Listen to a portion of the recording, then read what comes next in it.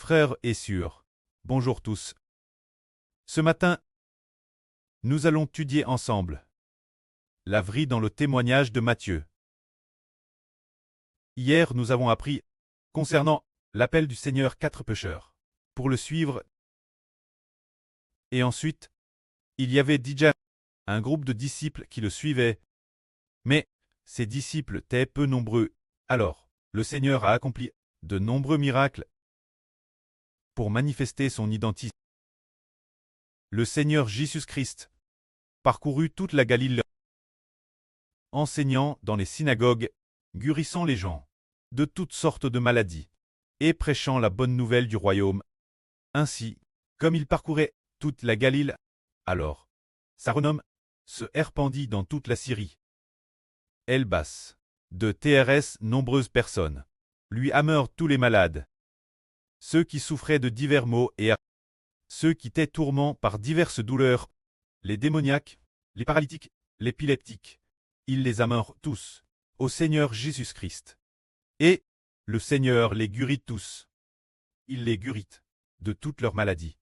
Alors, une grande foule de la Galilée, de la Décapole, de Jérusalem, de la Jude, et de l'autre, c'était du Jourdain, le suivit. Ce moment-là, ceux qui suivaient le Seigneur étaient très nombreux. Le Seigneur Jésus-Christ, il a accompli des miracles de guérison. Et ce que le prêtre lui a donné, et alors qu'il prêchait concernant la bonne nouvelle du royaume, beaucoup de gens vinrent pour le suivre. Depuis les temps anciens, on n'avait jamais entendu que quelqu'un pouvait guérir ainsi les maladies des hommes. Par exemple, si quelqu'un voulait guérir une maladie, par exemple, une personne qui se coule la main avec un couteau, alors les gens utiliseraient peut-être un tissu pour envelopper le corps et appliqueraient des médicaments. De cette façon, après un certain temps, peut-être qu'elle guérirait. Mais pour le Seigneur Jésus-Christ, quelle que soit la maladie, il n'utilisait pas de médicaments pour la guérir. Une seule de ses paroles suffisait guérir les maladies. Par exemple, il y avait une femme qui souffrait d'une perte de sang depuis 12 ans. Il lui a suffi de toucher le vêtement du Seigneur Jésus pour être guéri.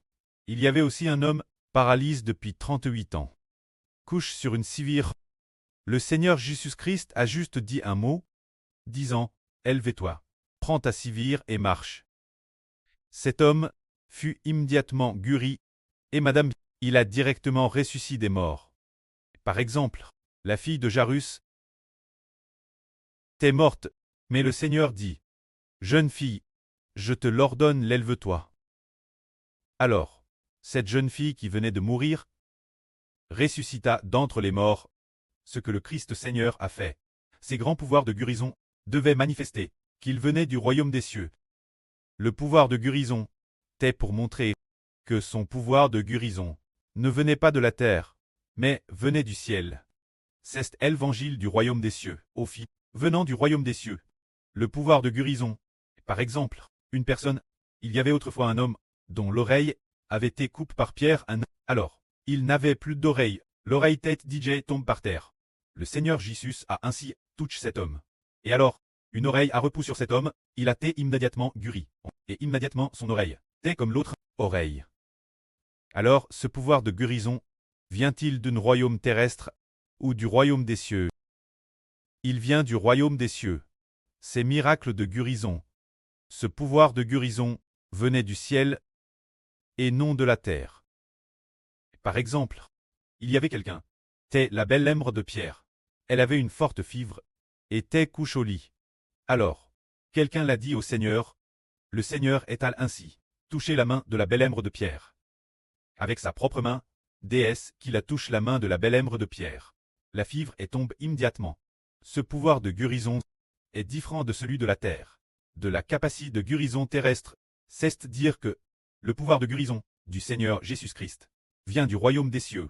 C'est pourquoi ce qu'il prêchait, c'était l'évangile du royaume des cieux, qui vient du ciel. Ce moment-là, nous n'avions jamais entendu parler d'un tel pouvoir venant du royaume des cieux. Les gens de cette époque ont eu l'occasion de voir ce pouvoir du Seigneur Jésus-Christ. Ce pouvoir se manifester. De très nombreuses personnes ont ainsi vu le Seigneur Jésus-Christ avec ce pouvoir de miracle de guérison. Et en furent tout tonnes.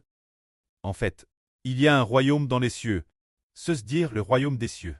Parce que, lorsque le Seigneur Christ exerçait son pouvoir de guérison, il disait que ce pouvoir ne venait pas de la terre, mais venait du ciel, venait du royaume des cieux, venait de Dieu. Le lieu où Dieu habite est dans les cieux, dans le royaume des cieux. Ainsi, cela faisait penser aux gens de l'époque. Oh, en fait, il y a un royaume dans les cieux. Le pouvoir venant du royaume des cieux est si grand et si merveilleux. Alors, ce que le Seigneur Christ leur apprêche, est-ce l'évangile du royaume terrestre ou l'évangile du royaume des cieux? Ce qu'il apprêche, c'est l'évangile du royaume des cieux. Regardons, les gouvernements terrestres, chacun de leur pays, ils mettent tous en place toutes sortes de soins médicaux. Il y a l'assurance retraite, l'assurance maladie, et toutes sortes d'hôpitaux. Mais l'endroit où il y a le plus de morts, c'est l'hôpital. Des multitudes de gens, meurent. Les dirigeants de la terre, aucun d'eux ne peut guérir les maladies des hommes, ou les empêcher de tomber malades. Mais le royaume des cieux fait en sorte que l'on ne soit plus jamais malade. Quand l'évangile du royaume, l'autorité du royaume des cieux, descendront sur la nouvelle terre, y aura-t-il encore des gens malades? Non, plus aucun. Y aura-t-il des paralytiques, des sourds ou des aveugles? Non, plus aucun. Y aura-t-il quelqu'un qui mourra? Non plus. Madame la mort n'existera plus. La mort sera jetée dans le tank de feu et de soufre. Il n'y aura plus non plus de malédiction, moins que ce ne soit un gouvernement venant du royaume des cieux. Le pouvoir vient du royaume des cieux. Quand le gouvernement du royaume des cieux régnera sur la terre n'aura plus de souffrance, plus de douleur, et plus de mort. Et entre les hommes, il n'y aura plus de conflit. Mais plus personne n'aura de maladie, ni de mort. De plus, le péchage l'intérieur de chacun sera complètement guéri. Personne ne sera coupable de pch. Et personne ne mourra. Il n'y aura plus de tristesse. Ce moment-là, la terre n'aura plus de malédiction. Sur toute la terre, il n'y aura que des bénédictions. C'est le gouvernement qui vient du royaume des cieux. Mais actuellement, qu'en est-il du pouvoir terrestre? Regardons. Quand les dirigeants de la terre gouvernent, il y a beaucoup de famines, d'épidémies et aussi de grands tremblements de terre. De plus, il y a des conflits, des guerres et des troubles. Il y a la mort. L'espérance de vie des hommes n'est que d'environ 80 ans. C'est le pouvoir terrestre, le gouvernement terrestre, lorsqu'il règne sur la terre. Mais l'avenir, quand le royaume des cieux régnera sur la terre, les gens de la terre, les habitants de la terre, personne ne mourra. Tous ne connaîtront plus jamais la mort. De plus, la mort sera jetée dans le tank de feu et de soufre.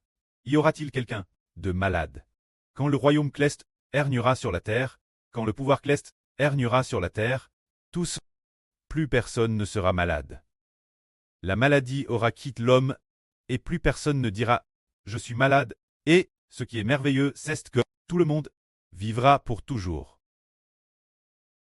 Lorsque le gouvernement céleste, se dire, le royaume céleste, gouvernera la terre, les gens ressusciteront d'entre les morts. Et tout le monde deviendra jeune et beau, extrêmement jeune et beau. Tout le monde. Quand LGE approximatif. Pour les sûrs, ce sera peut-être 14 ou 15 ans. Pour les frères, ce sera peut-être 16 ou 17 ans. Ce sera la botte, madame. Il n'y aura plus de mort, ni de chagrin. C'est ce qui arrivera. Quand le gouvernement du royaume gouvernera. C'est pourquoi le Seigneur Christ est venu sur terre. Il a accompli toutes sortes de miracles pour que les gens de leur maladie. Par exemple, un homme qui était aveugle, aveugle de naissance, aveugle depuis le ventre de sa mère, le Seigneur Jésus-Christ toucha ses yeux et dit « Va au réservoir de Silo et lave-toi ». Cet homme y alla pour se laver, et ses yeux purent voir.